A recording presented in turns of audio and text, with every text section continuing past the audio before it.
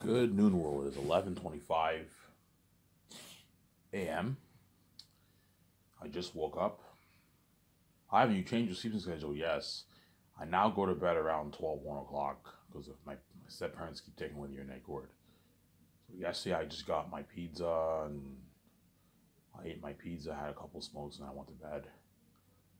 And I saved a few smokes for today, and I'm gonna make. I just woke up and now I got my coffee. Next part, I'll get my breakfast upstairs, my sausages and eggs, and I will continue the video. Today's your lucky day, I'll do a full video. Yesterday, I only did an hour and like 7-minute video because I made a video the day earlier. I hope you guys enjoyed that video. I talked about the Great Escape and how if David Zaslav is not interested in selling off the Matrix brand, I will just make the Great Escape with Keanu Reeves, Scarlett Johansson, and Ben Affleck and all them. So I told you for the Great Escape, it's a one and done. And Keanu Reeves, Scarlett Johansson, and Affleck will be in the whole movie pretty much. They're gonna be pretty much in the whole, except for the beginning. The beginning of the movie, you won't really see them much. You know, when we're looking for jobs, but like once they're gonna be in the part where I'm trading a company in the second half, the third half of the movie when we're on the run kicking ass. Whereas John Krasinski, Brie Larson, and them are only gonna be in a good hour and like 30 minutes of the movie. 15 minutes into the movie, you meet them. And you're going to be in a good like hour and 20, 25, 30 minutes of the movie, then I'm going to kill them off. See what I'm saying? And once I do the hotel party in Italy and the red carpet event, I end the journey ends. And Keanu Reeves and all them are all going to beg, oh, Ivan, can I be in your romance movie? I'm like, no, guys, you're not good for the romance movie. Because I read online, because I read, on my phone I have a Google, there's a site where, there's a Google, the Google Chrome, right? Google Chrome has a lot of news going on in Hollywood and all that stuff, and YouTube. And I heard David Zaslav was like, "Yeah, our company's not for sale. We're not interested in selling off anything." He's not interested in selling off the company, obviously, but he might be interested in selling off the Matrix brand. But because he said that, chances are he might not be interested. Ivan, sorry, we're not interested. We have some plans for the Matrix trilogy. Okay, what are your plans? Your Matrix Resurrection will be flop. What is your plan going forward for this brand, man? For this franchise? Alright, we might reboot it or we might make a reboot. Okay, if you want to reboot it, that's fine. I'm just saying it's very tough. What story are you going to tell for the reboot, man? It's very tough. You're going to tell the same story, some different character. What are you going to do? You know what I'm saying? You can tell a prequel story with young Morpheus and young Trinity, but like, what story are you going to tell? And is that story better than my story? You guys can't afford to make Unreal Engine 5 full games. For $460 million, you'll lose money. You can make for Unreal Engine 5, you probably have to put $200 million plus towards your game, man. If you want to have a full Unreal, because what you guys did for Matrix Awakens was only a demo. It probably didn't cost you that much money because it was a demo. But to do a full game with that technology will cost you north of $250 million, $200 million at least, $180 million at least. And if you make a game for $180 million, you're gonna have to do. Your game's gonna have to sell like 8+ million copies. And it's tougher to sell games than it is to sell movies, obviously, because not everyone around the world plays games. Successful games only sell like 5, 6, 7, 8, 9, 10, 11 million copies. And they do like 700. The Last of Us did about 800 million around there. Sold it for $80 and 10 million people bought it. It did $800 million. It was a big hit, obviously, but what? If you make a movie for $460 million, you're going to have to do $1 billion plus to be profitable, obviously, for your game, obviously. Because don't forget, for games, they also have to spend millions in marketing costs, too. It probably doesn't cost as much as the theaters, obviously, but they have to pay money. They have to pay their millions in marketing costs, too. Don't forget that for the games. So what's your plan going forward for the Matrix franchise? Ask David Zaslav on that. But they might tell me, Ivan, it's none of your business. Okay, fine. I won't pry. It's none of my business, obviously. I'm just saying, is the Matrix brand really better off in your hands, or is it better in my hands? Better off in my hands. It's better off in our hands, Ivan. No, it's not. It's better off in my hands. I have the keys. I have these annoying stupid keys, obviously. I have the keys. I can easily afford to make a game for $460 million. Ivan, what's the highest amount you're going to go for a game? The highest amount of money I'm going to put towards a game is like $470, maybe. I'm not going to go any harder than $470. I'm not going to put $1 billion towards my game. No. That's crazy. $460 million is good enough. That's a revolutionary technology. It's better quality than even these Hollywood movies. Last of Us Part 2 was made for $100 million, and you got a game like that. Elden Ring, I heard, was made for 200 million, I think, or 150 million around there. Elden Ring was made for about 100 million too. 100, 130, 140 million around there. You got a game like that. I'm making the Xenos game for 460 million. That's why you're looking at an unheard of technology. I'm putting Unreal Engine 5 technology into my Xenos game too. Who are you going to hire? I'm going to hire Epic Games, who did Matrix Awakens, to develop my game, obviously. But for the storyboard people, you can hire the people who did Elden Ring. I might hire the people who did Elden Ring to do my story for Xenos. But the developers, you hire the people who did Epic Games Matrix. That way they know what's best for the Unreal Engine 5. So Ivan, you want Unreal Engine 5 technology in your Xenos game? Yes. I want Unreal Engine 5 into my Xenos game. I want Unreal 5 technology in my Xenos game. See what I'm saying?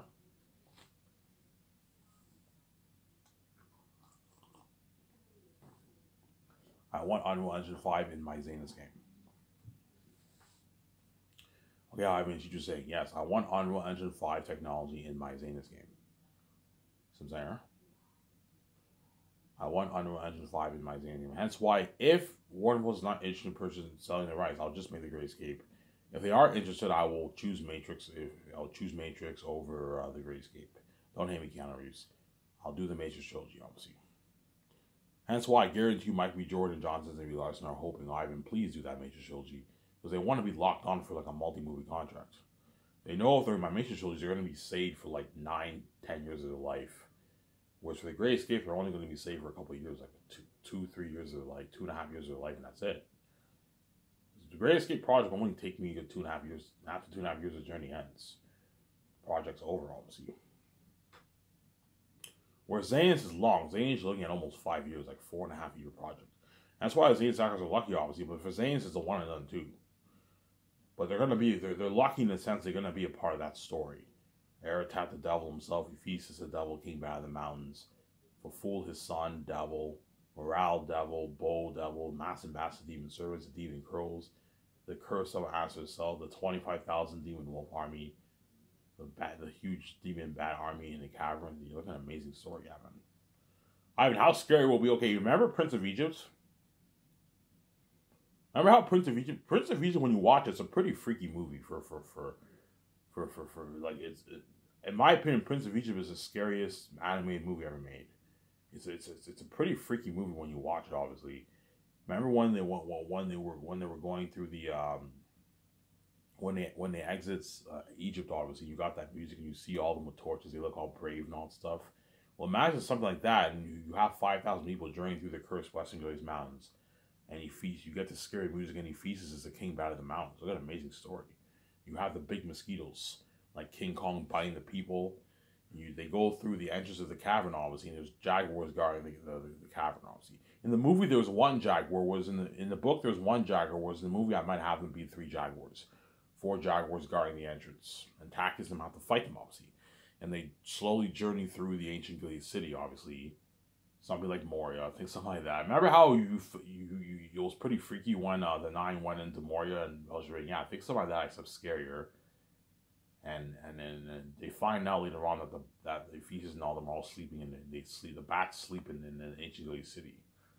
I mean, how the bats sleep upside down. They have this like big, they have multiple rooms, and there's 3 big rooms that stand out, and that's where all the bats sleep. A huge room. They sleep upside down, they hang on something and they sleep upside down. Holy shit, you're crazy. Yeah. They sleep upside down. And that's when Takis meets Ephesus and all them. You have the scene where Cassius, he goes into this room. Then he has a torch and there's like hundreds of bats sleeping in there. He doesn't know, but he eventually finds that there's bats sleeping in there. He's terrified and he slowly walks back and gets out. There's no way of getting out of this cavern. Yeah. There's a masterpiece of a story happening. Imagine applying it onto the big screen. Look at an amazing story. That's why the Xenos actors are lucky, man. I mean, part of that story, man. And that's why I watch those movies with Peter or Mel Gibson, not where they know. You give them good ideas. Okay, Peter, let's watch Prince of Egypt. I have some good ideas for the Exodus of Sapphires.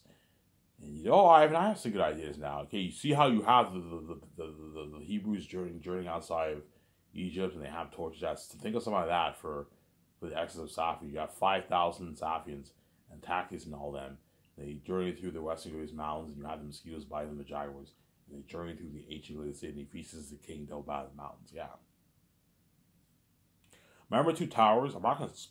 I don't spoil so for you. Remember Two Towers when he's like, "You shall march to Helm's Deep." Well, think of someone like that for Zanus. Eretat and his 25,000 wolves. They march to the lands and all stuff.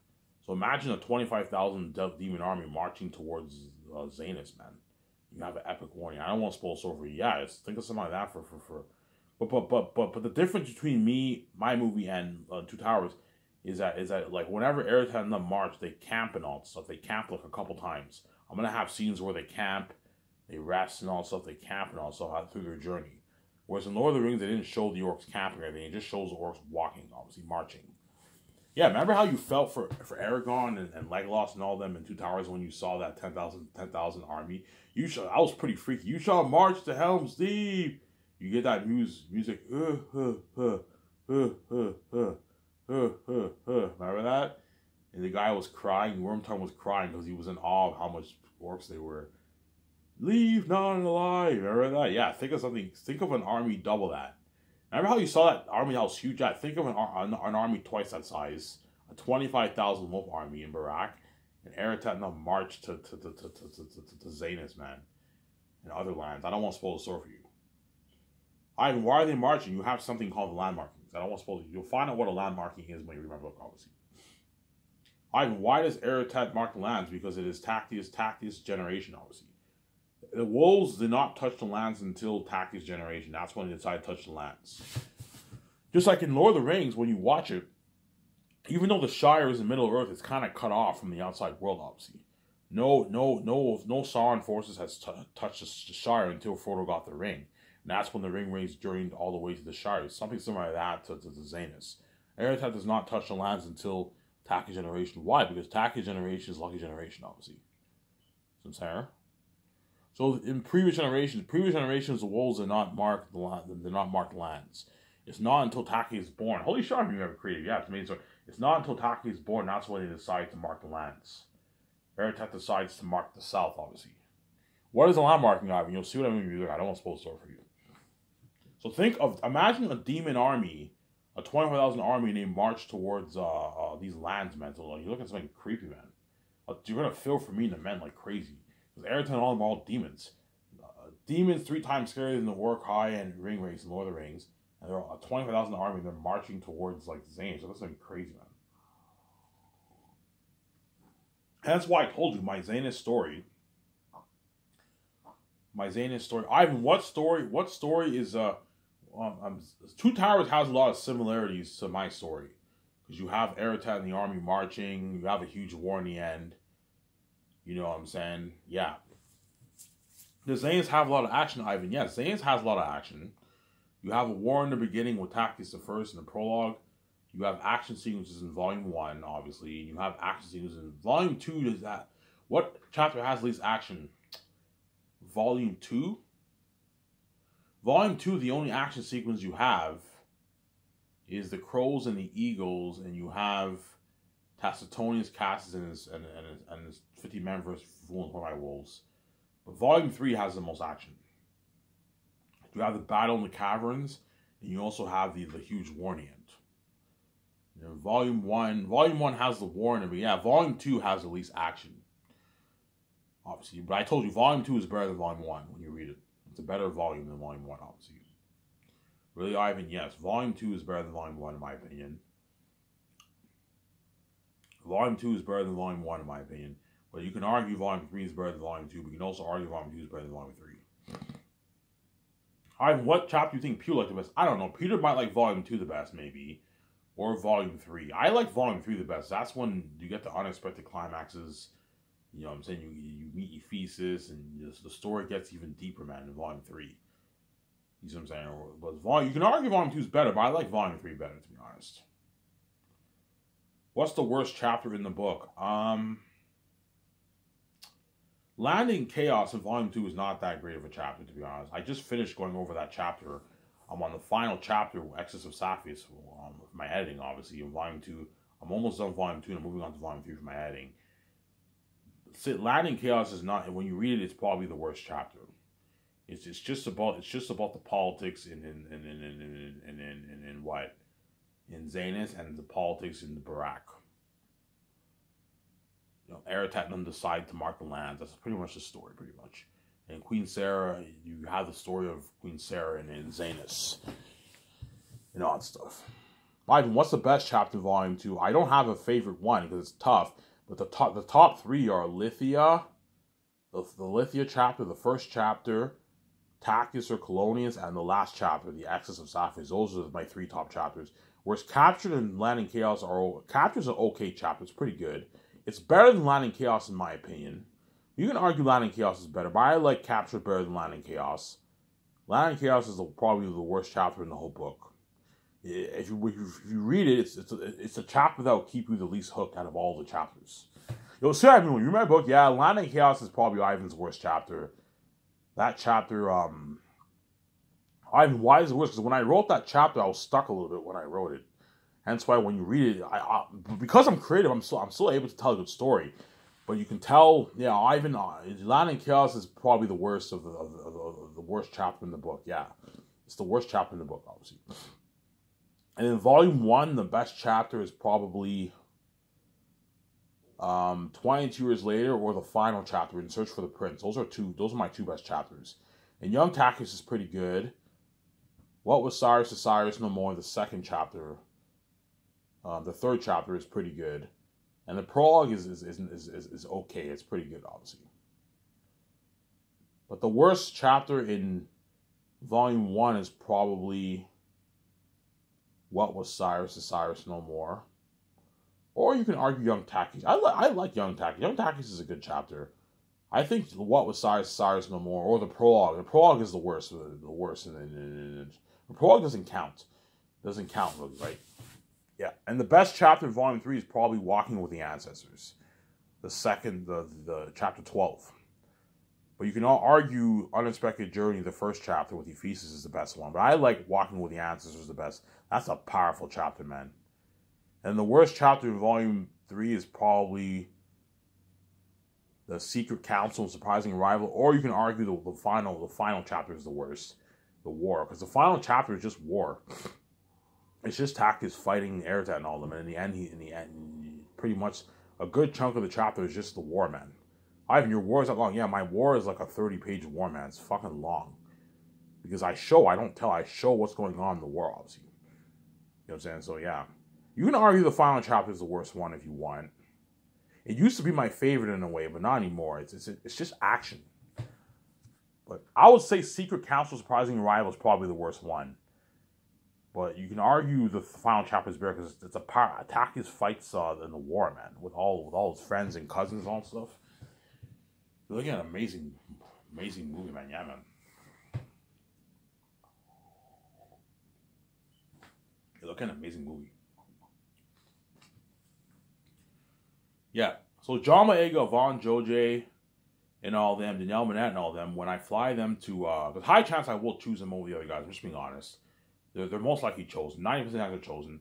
When I fly them to my nice, Yvonne Joje, I won't fly him. I'll have a limo driver pick him up at his place, obviously, and he lives in Vancouver, so I'll have a limo driver pick him up. So what I'll do is, okay, I'll tell my secretary, okay, tell the limo driver to pick up Yvonne Joje before he drives to my property, and the actors are gonna arrive on my property, and the limo driver will pick up the actors.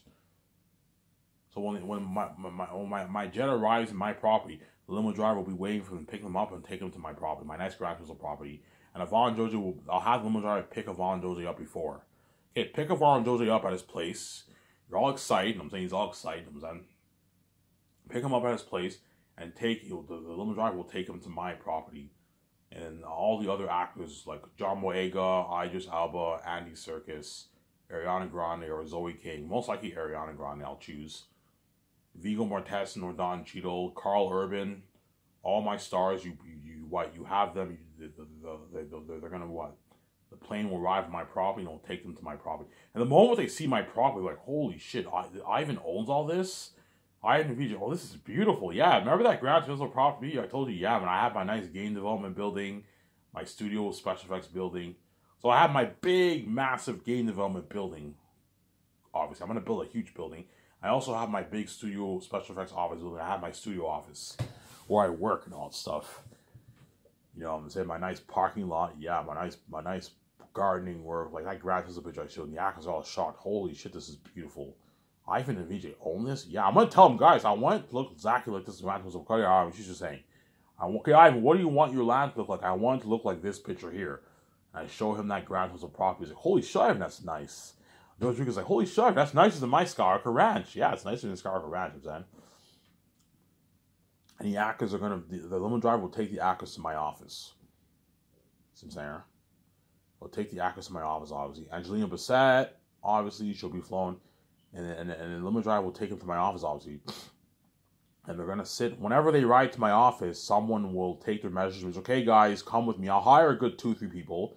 Pay them a good $2,000 to do the measurements for the actors. Okay, guys, whenever the actors arrive, I want you taking the measurements for their ad shoots, for their clothing that I'm going to sponsor them with. And you give them their $3,500 gas card. So I'm going to tell so before the actors arrive, once the actors arrive, I'm going to tell the suckers, okay, I want you going to the gas station and get a good, I don't know, 45 gas cards and put $3,500 in all those gas cards. Pay it through the budget. I can easily afford it. Put all the $300 gas cards in there. Now when the actors arrive, the people will give the actors their gas card. They can put it in their wallet. And I'm going to tell guys, make sure you don't lose it, as Ivan's not going to recompensate you for the gas card. This is a gift. This is not part of the contract. The $2,000 gift card I'll have to be part of the contract. But the $300 gas card is not part of the contract. Don't lose it, guys. If you lose this $300 gas card, you'll be pissed off, obviously. This is a year's worth of gas. If you lose this gas card, I'm not compensating you. So keep it in your wallet. Don't lose it. I don't worry about it. We won't lose it. Yeah, keep it in your wallet, obviously. And then once the actors come to my office, obviously, it'll be me, VJ, Peter Jackson, and my legal advisor, my accountant. We're gonna be in the boardroom, and the head of production. Sorry, not the head of production. And the trainer and nutritionists will be in the boardroom, and the actors will be sent one by one. But first, they're gonna have to get interviewed by a psychologist. As you're looking at demons and devils for Airtime and all of them, I'm like, guys, you have to get interviewed by a psychologist. I need to make sure you're okay. You know what I'm saying? Okay, guys. The psychologist is in Ivan. The psychologist will interview in Ivan's office. Just relax, take a deep breath. We're gonna interview you. Just relax. You know what I'm saying? Just try your best to be honest. You know what I'm saying? You know what I'm saying? And the actors are all nervous. Like, holy shit, like, what if Ivan doesn't cast me? You know what I'm saying? We're all nervous, obviously. Okay, Vigo, come upstairs. Ivan, psychologist will interview you. And Vigo from testing goes upstairs, obviously. Or Dom, because I might choose Vigo over Dom. We'll see what happens. And Vigo goes upstairs. He's all nervous. And they feel him. Okay, Vigo, just relax. You have any children? Yes, I have children, you know what I'm saying. Do you have a mental illness? No, I don't have a mental illness. You know what I'm saying?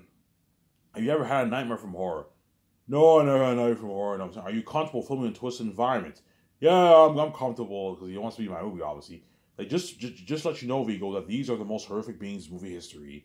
And Vigo's like, how scary are these beings, man? He's a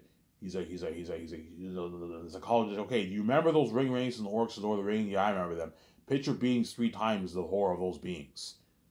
So guys, you're looking at a revolution. Ivan is pouring hundreds of millions of dollars towards CGI technology, towards these demonic characters. You know what I'm saying? Ivan, how scary. You're looking at AI, artificial intelligence technology characters. Something so real you're gonna feel for the world's gonna feel for you and the man. They're all like, holy shit. Okay, thank you so much. Go sit down. I and VJ will see you. And then one by one, me and VJ will be in the boardroom. We have the speaker. We tell the secretaries, okay, send him in. You know what I'm saying? Okay, Vigo, come into Ivan's office, and Vigo, go, take the elevator. It'll be the last room on the right, in the second floor. He's okay, and he takes the elevator. He's all nervous, and the doctor's filming this, obviously. And then Vigo comes to my office. He's all nervous. He sees me and VJ, and legal advisor and a head of production. Not head of production. Legal advisor and accountant, and my trainer nutritionist, obviously. I tell Vigo, I'm like, hey Vigo, no, I'm saying it's an honor to meet you. I respect you a lot. I'm a fan of you. I watched I saw you in Lord of the Rings. I love your Lord of the Rings. I love Lord of the Rings movie. You know what I'm saying? I respect you a lot. Tell me, what was your experience like filming Lord of the Rings? It was a good experience, Ivan. You still remember those moments? Yeah, I remember those moments, Ivan, 30 years ago, you know what I'm saying? I still remember. I was like 40 years old now, and now I'm like almost 70. Yeah, he's like 60, like 7 now. He's old. You know what I'm saying? He's old now, you know what I'm saying? And what? And, yeah, he's old now, and what? He's old now, and, yeah. Hey, people, let's talk contracts. And his agent's on the phone, obviously. So the best thing to do is just have their agents be on the phone. It's like a conference call. Because I don't feel like flying in all their agents. It shouldn't cost more money. Have their agents be on the conference call. So Vigo's agent will be on the conference call. You know what I'm saying?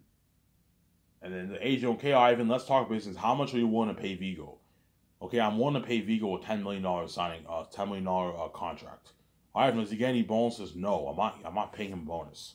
He gets his $10 million contract for the movie, obviously, but he does not get his salary until production, which is 3 years from now. You know what I'm saying? But I'll give him a good $60,000 worth of commercial money to help him out a little bit, and I'll pay for his hotel stay and his feeding. And I'll give him, you know what I'm saying? Yeah. Okay, Ivan, that's a good deal. Vigo, are you good? You have enough money for 3 years? Ivan, I have more than enough money. He's a millionaire. He has millions in his bank. I'm fine, Ivan. But don't worry, Vigo. I'll pay you a good like 60 grand in commercial money. That way you have some nice pocket money for yourself. You can go out to the bar. You can pay your phone bills. I'll help you out a little bit, and I'll give you your $300 gas card. But you do not get your check until the third year of production, the 4th year of production. 3 years from now, 2 years from now, you get. So you're not paying me for 2 years. Yeah, I'm not going to pay you for 2 years. I'll pay you for 2 years, but I'm not going to pay you your salary. I'll pay you your $60,000 commercial. I mean, that's a good deal. 60 grand's nice pocket money for me. I can go to the bar. I can pay my phone bills. Yeah, it's good money, good pocket money, obviously. And I'll give you 0.02% of the profits, which is a good, I don't know, 11 million in royalties. So you sign like your $21 million deal. Is that a good deal, Vigo? Ivan, what about $15 million salary? I'm like, no, Vigo. You're not worth that. You're worth $30 million. I'm going to pay you $10 million. That's a good paycheck for Zanus. If you don't like it, Ivan, it's a deal. I don't make this in Hollywood. I make like $3 million in Hollywood. Yeah, you make your $3.5 million in Hollywood. For Lord of the Rings, you probably made your $1 million, $1,500,900K, and I'm paying you way more than what you made for Lord of the Rings. Vigo, some of the Ivan, it's a good deal.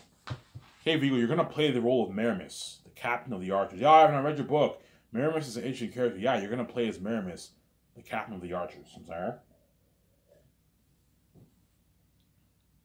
Know what I'm saying? The agent will ask you, Ivan, are you going to do a Zanus game? Yes, I am.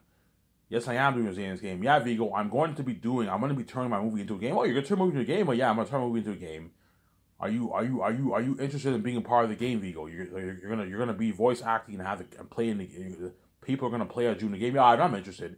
Okay, I'll sign you to a deal for the game too. I'll sign you to a $2.5 million deal for the game. Is that a good deal, Vigo? Ivan, what about $5 million? No, Vigo. I only have a $460 million budget for the game. I have to watch out. You know what I'm saying? If I pay 15 to my stars like 10 million, it's gonna affect my budget. I'm only gonna pay you what? I have to watch out. $2.5 million deal for the game. Is that a good deal? Ivan, that's a good deal. For Lord of the Rings, I believe Vigo voice acting the game. He probably only made a couple $100,000 for the game. Like, guys, I'm like Vigo. I am paying all the developers who work in my game are all making way less than you guys, man. They're all making their 50, 60, 100, 150, 200K. The only ones who want to pay like 200-300K for the game are the higher up managers. Whereas all the other guys, you pay them like their $55,000 salary. And you feed them with buffet. Guys, because you're my game star, I'll pay you millions, but I'm not going to pay you something crazy like $10 million. No, you're not worth that for a game. $2.5 million is a good paycheck, Vigo. You're going to walk away with, I don't know, a good like, I don't know how much money. You're going to walk away with at least a good like $1 million in your bank around them after taxes and the rates. $1 million. $1 million in your bank for a game is a good paycheck. All you have to do is voice act for, you're going to be in the studio for a good like month and a half doing your voice acting work. And they're gonna put the CGI technology on you for the character face model for the game, and that's it. And you get your $2.5 million, $2 million. All right, that's a good deal. And he signs a contract. He's all happy. Okay, Vigo, get out of here. Go sit down. He's all happy. You know what I'm saying? And then when he goes back, sits down on the couch, the actors are all gonna be nervous. Did you get the part, man? Did he sign you? Yeah, he signed me. He's all happy. You know what I'm saying? And you send in John Boyega. Then John, Ivan, who you gonna fly in first? I'm gonna fly in the major characters, the people. I'm probably gonna fly in Ariana Grande, Danielle Manette, Yvonne Jose, John Boyega. You know what I'm saying? Idris Elba, Vigo, Angelina Bassett, or Don Cheadle if I choose him over Vigo, right? Angelina Bassett, Andy Serkis, Carl Urban, and then the voice actor for Eratet. I don't know, Dominic. What's his name? Benjamin Cumberbatch or what's the other guy's name? William Dafoe. I'll fly those guys in, those 10 guys first. So I'll fly in 10 of my actors at a time. Those 10 actors I'll fly in first, obviously. And the second set of actors, I'll fly in the actor for Fool, Morale, you know what I'm saying, and Sirius, and those actors I fly in. The more minor ones, I fly those guys in the second round, obviously. So I send John Boyega to my office. Okay, John, come into my office. And then John Boyega signs his $8.9 million contract, and I give him 0.01% of profits, which is a good, I don't know, 5.5 million royalties. So John Boyega signed like his $14.5 million deal. And he gets his, okay, John, I won't pay you for 2 years, but I'm going to give you $60,000 worth of commercial money. Is that good enough, John? Yeah, I'll pay you 40 grand. I'll pay you 40 grand I'll pay you 40 grand this year. So you'll do 2 commercials, you'll get your 40 grand. And the third year I'll pay you 20 grand. That way you have some nice pocket money. But don't worry, John, your hotel stay at your suite and your feeding is all paid for during the third year when you're training. And this year when you do your weight training, you'll be in your hometown, and I'll sponsor you with all your gym clothing and a gym. It's all paid for. You don't have to pay for that. And the money that you made for your commercial, you can use that to buy your food, your chicken and your salad. So you give John a good deal. John, are you fine for 2 years? I'm fine. I have more than enough money in my bank. Yeah, all these Hall of Famers have money in the bank. They'll be fine. But if he needs money, if John needs money, you can pay him like a small bonus if you want from his salary. You can pay him a $300-400K salary, but he won't need the money. I don't need the money. I'm good, man. You know what I'm saying? I have more than enough money in my bank, man. You know what I'm saying? The way he talks, I'm saying his London accent. You know what I'm saying? Yeah. You know what I'm saying? Okay, John, I'm going to be doing a Xanax game. Are you interested in doing a Xanax game? Ivan, I'm more than happy to be part of the game. Are you fucking kidding me, Ivan? Yeah, John, I'm going to put Unreal Engine 5 technology into my game. What's Unreal Engine 5? Go watch Matrix Awakens on YouTube. That's Unreal Engine 5. It's like, holy shit, that's next level. Yeah, you want to be part of the game, John? Yeah, sure, man. I'm more than happy to be part of the game, you know what I'm saying? Okay, John, I'll pay you $1.5 million, a $1.5 million contract to be a part of my Xanax game. Is that a good deal, John? Ivan, what about $3 million? No, John. $1.5 million is good enough. All you have to do is voice act for a good 1-2 months. You do the character face model, and you get your check, and you go home. You're done. Yeah, if you want us to do this dirty, you better pay me money. Yeah, I'm paying you $1.5 million. Is that good enough, Ivan? That's good enough. That's a good deal for John.